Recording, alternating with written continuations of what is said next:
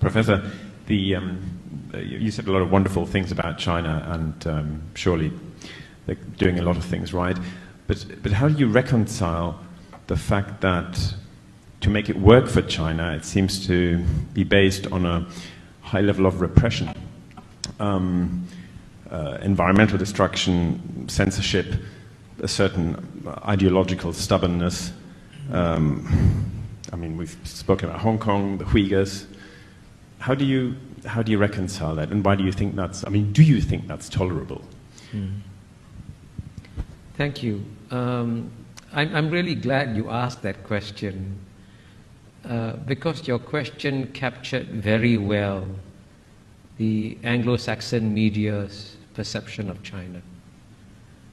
And I would suggest to you very bluntly that it's a distorted perspective of reality.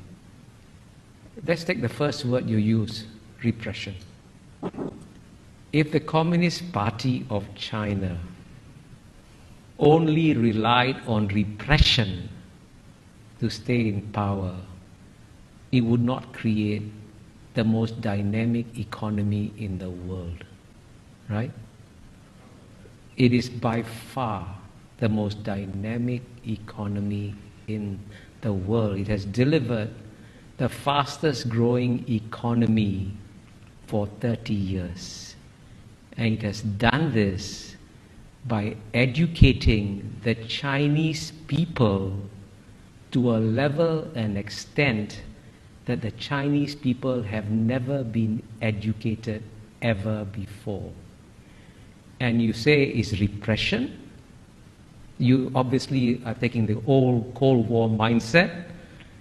I was in Moscow in 1976, and I saw repression in Moscow. And when I was in Moscow, the Soviet citizens were not allowed to travel outside the Soviet Union. That's repression. In the year 2019, 139 million Chinese left China freely. Guess what? Zero defectors.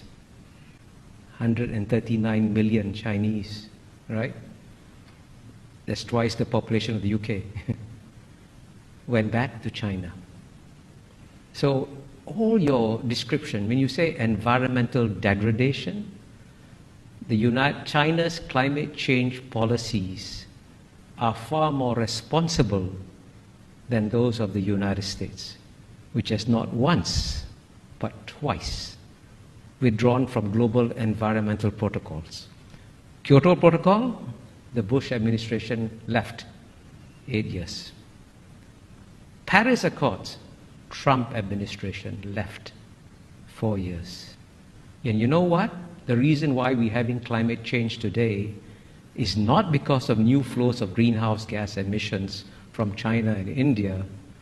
It's because of what the Western countries have put in the atmosphere since the Western Industrial Revolution. Get the data. The single largest contributor, cumulatively, right, is number 1, United States, number 2, Europe, number 3, China, right? And the West wants China to pay an economic price for the current flows, but the West doesn't want to pay an economic price for what it put in the atmosphere. You want to deprive the Indians of electricity when the United States could just, by the way, if the United States could impose $1 a gallon tax, that would save the world. Cut down gasoline consumption, raise money for investment in green technology. Simple solutions.